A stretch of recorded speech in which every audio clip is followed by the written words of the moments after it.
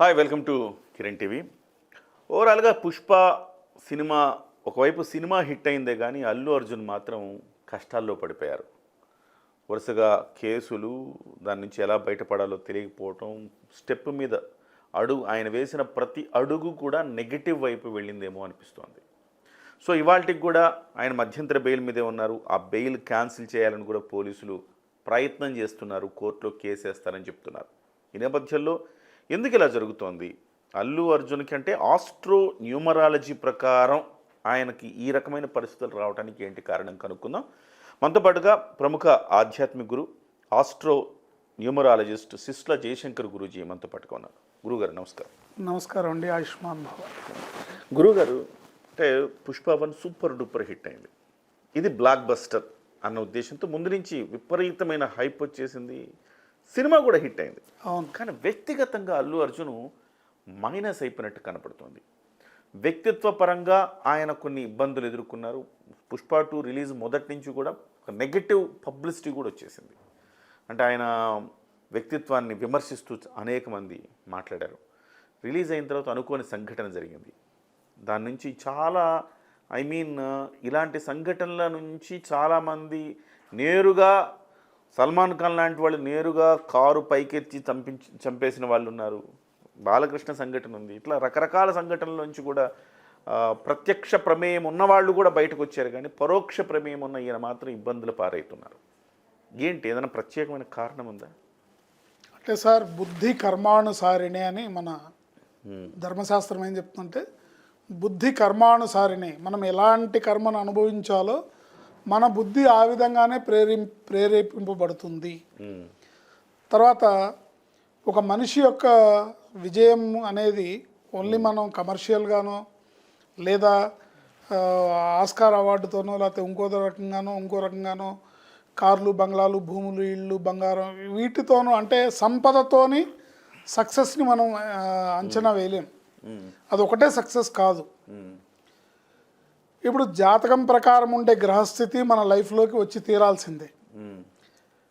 అలాంటి నెంబర్సే మన పేరులో ఉంటాయి. ఇది మన ఇద్దరమే చేసాం వీడియో గతంలో. పుష్ప 1 ఏదైతే మొదటి పుష్ప ఉందో ఆ సినిమా పేరులో 31వ నెంబర్ అనే నెంబర్ ఉంది. అయితే 31వ నెంబర్ ఉంటే దాన్ని డెత్ నెంబర్ అంటాం, డైవర్స్ నెంబర్ అంటాం. ఎట్లా అంటే 31 కాబట్టి 3 1 4 కాబట్టి కాదు, 3 1 అని డబల్ డిజిట్లో రాంగ్ నెంబర్ 3 1 అనేది. దాన్ని 31 అంటారు. అంటే 13 అన్నా 31 అన్నా ఒకటే. డెత్ అండ్ డైవర్స్ నెంబర్ అంటారు. దీన్ని ఫారిన్ కంట్రీస్లో డెవిల్ నెంబర్ అని కూడా అంటారు. చాలా కంట్రీస్లో, యూరోపియన్ కంట్రీస్లో, అమెరికన్ కంట్రీస్లో 13వ నెంబర్ వీధి ఉండదు, 13వ నెంబర్ ఇల్లు ఉండదు. చాలా 7 స్టార్ హోటల్స్లో 13వ ఫ్లోర్ ఉండదు. 12 తర్వాత 14 ఉంటుంది. 13 అంటే అంత భయం అందరికీ. సో అలాంటిది ఈ పుష్పాలో 31వ నెంబర్ ఉంది. అయితే చాలామంది నాతో వాదించారు ఏంటంటే, అబ్బో సూపర్ డూపర్ హిట్ కదండి, అల్లు అర్జున్కి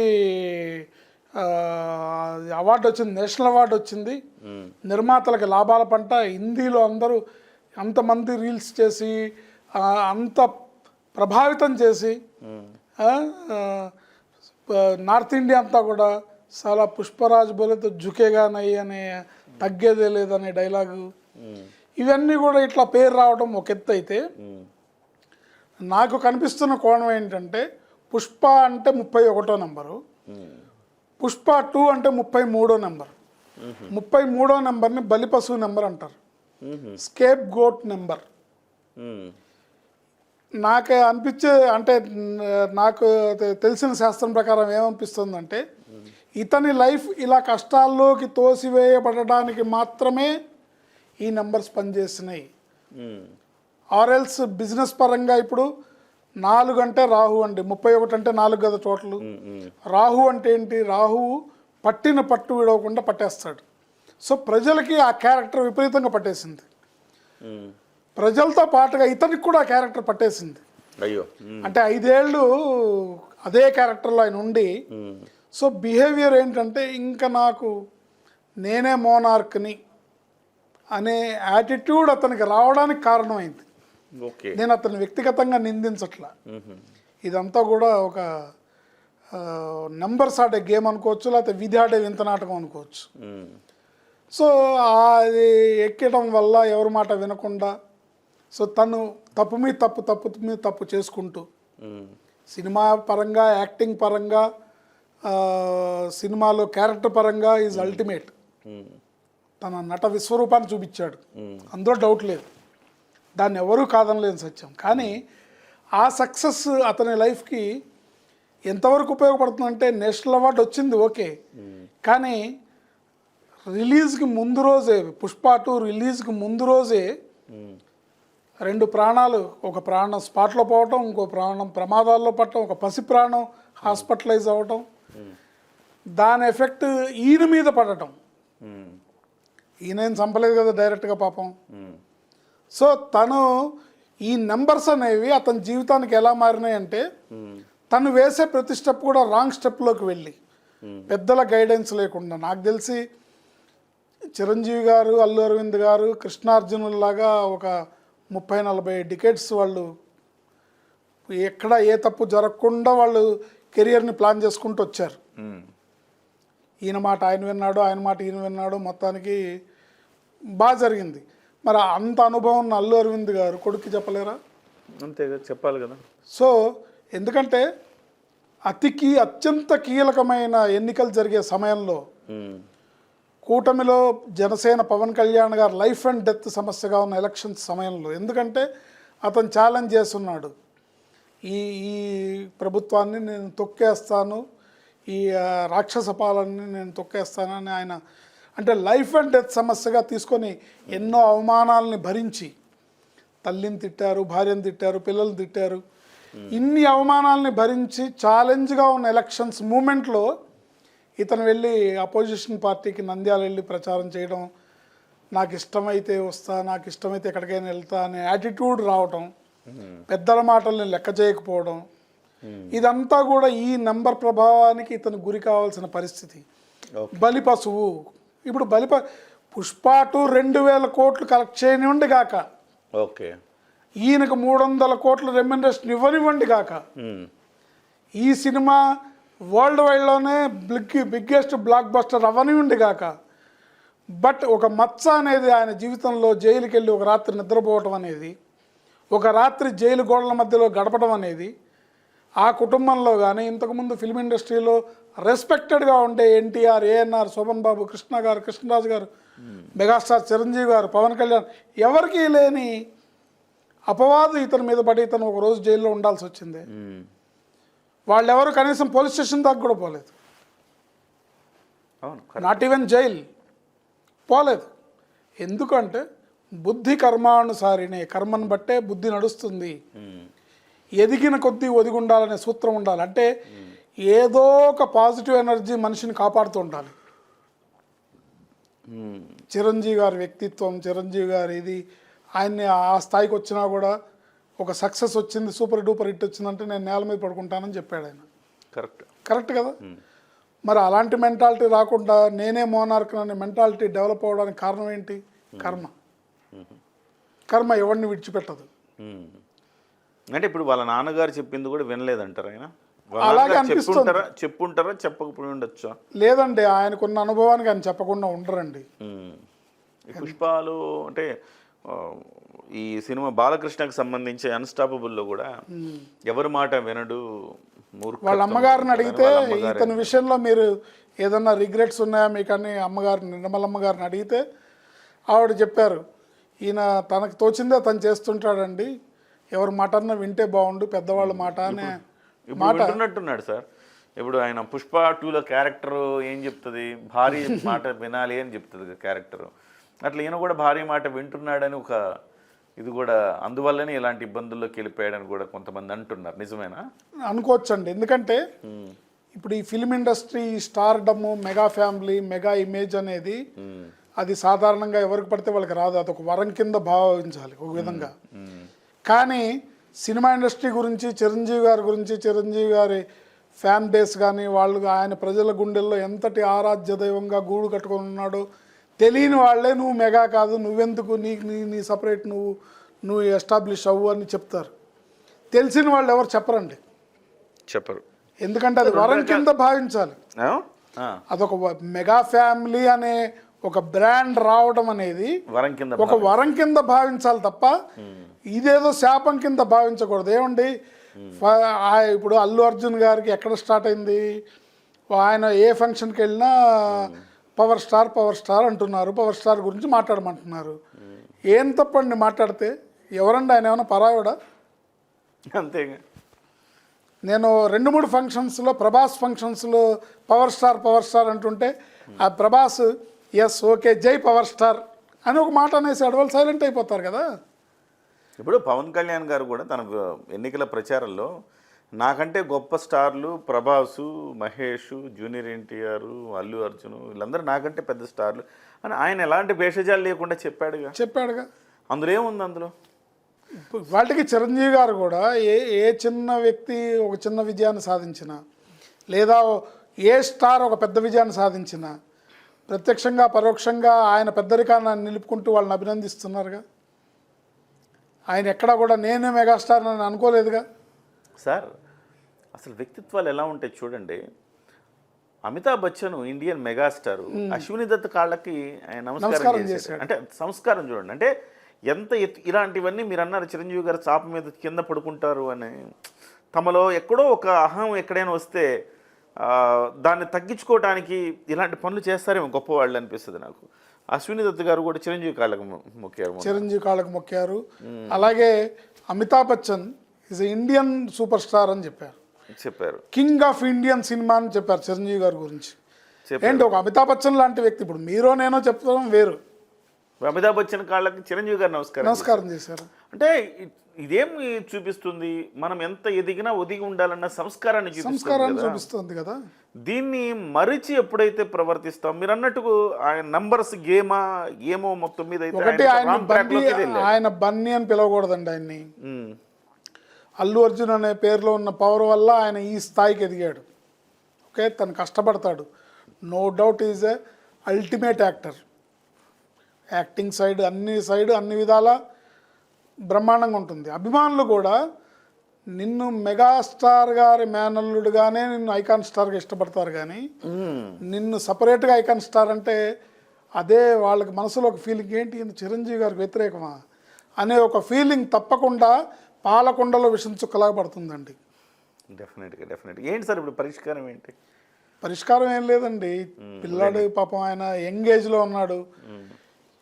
వాళ్ళ నాన్నగారు వాళ్ళ మామయ్య వాళ్ళిద్దరు మాటలు విని వాళ్ళ బాటలో వెళ్తే చాలు. అంతే. 100% ఈ ప్రభావం నుంచి బయటికి రావడానికి ఐకాన్ స్టార్ కొంచెం వచ్చినట్టున్నాడులేండి. ఈ మధ్యకాలంలో పుష్ప నుంచి అల్లు అర్జున్గా మారినట్టు కనపడుతుంది. మొన్న వాళ్ళ మామయ్య గారి ఇంటికి వెళ్ళారు, పెద్ద మామయ్య గారి ఇంటికి వెళ్ళారు, నాగబాబు గారి ఇంటికి వెళ్ళారు. మీరు ఎలాంటి ఒక ఉమ్మడి కుటుంబంలో ఉన్నారు. ఎలక్షన్ అయ్యే వరకు కూడా చిరంజీవి గారు పవన్ కళ్యాణ్ గారు కలుసుకుంది, పెద్ద మాట్లాడుకుంది ఏమీ లేదు. చిరంజీవి గారి గైడ్ లైన్స్ కానీ చిరంజీవి గారి సలహాలు కానీ పెద్దగా తీసుకుంది ఏమీ లేదు. రెస్పెక్ట్, మా అన్నగారు రెస్పెక్ట్తోనే ఆయన పని ఆయన చేశారు. అంతే. కానీ గెలిచిన తర్వాత ఏం చేశాడు? ఆయన తీసుకొచ్చి విజయాన్ని అన్నగారు పాదాల దగ్గర పెట్టాడు. గ్రేట్ కదా అది. ఇంకోటంటే ఆ సంఘటనతో అభిమానులు ఎక్కడికి వెళ్ళిపోయాడు? ఆయన శిఖరాగ్రానికి వెళ్ళాడు. అలాంటి పని నువ్వు చేయలేవా? నువ్వు వెళ్ళకూడదు శిఖరాగ్రానికి. పుష్ప వెళ్ళే అదృష్టం లేదు కాబట్టి బుద్ధి పుట్టిందని నేను అంట. కరెక్ట్ చెప్పాను. పుష్ప 2 సంబంధించిన నిర్మాతలు వెళ్ళారు, దర్శకుడు వెళ్ళాడు ఆయన దగ్గరికి. నువ్వు వెళ్ళడానికి ఏంటి? ఈగో కిల్స్ ద థింగ్ అని. ఇది కరెక్ట్ కాదు. అంటే ప్రేక్షకులు ఇవాళ రేపు ఎట్లా ఉన్నారంటే అండి, ఓన్లీ నటననే చూడట్లేదు, మీ యాటిట్యూడ్ని, మీ వ్యక్తిత్వాన్ని చూస్తున్నారు. అది పవన్ కళ్యాణ్ గారికి వాళ్ళు ఇంతమంది జన సైనికులు ఉన్నారంటే కారణం ఆయన ఏదో అద్భుతమైన సినిమాలు చేసేసి ఒకే సినిమాలో 3 యాక్షన్ 4 యాక్షన్ చేశారని కాదు. ఆయన వ్యక్తిత్వం, ఆయన సింప్లిసిటీ, ఆయన మంచితనం, ఆయన సహాయం చేసే తత్వం, ఎదుటివారి కష్టానికి స్పందించే తత్వం. సో ఇప్పుడు తన మామయ్య గారిని, తన నాన్నగారు అంటే చిరంజీవి గారు, అల్లు అరవింద్ గారి బాటలో నడిచి వాళ్ళు చెప్పినట్టు విని నడుచుకుంటే అందులోంచి యాజ్ ఎర్లీ యాజ్ పాసిబుల్ బయటకు వస్తారు. 100% బ్లెస్సింగ్స్ ఆరోగ్యకరంగా ఎదగాలి కానీ అనారోగ్యకరంగా ఎదగాలని ఆయన అనుకున్నాడు. అదే తప్ప బ్లెస్సింగ్స్ ఉండాలండి. 10 మంది బ్లెస్సింగ్స్ మూట కట్టుకోవాలి, 10 మంది విమర్శలు మూట కట్టుకున్నాడు. విమర్శలు మూట కట్టుకోకూడదు. ఎందుకంటే ఇవాళ చిరంజీవి గారు అనేది ఒక సినిమా, ఒక మెగాస్టార్ అనేది కాదు. ప్రతి కుటుంబంలో మా ఇంట్లో పెద్దన్న అనుకుంటారు, అంతేగా. మా అన్నయ్య ఎవరైనా సరే అన్నయ్య అంటారు. అలా ఓన్ చేసేసుకున్నారు ఆయన్ని.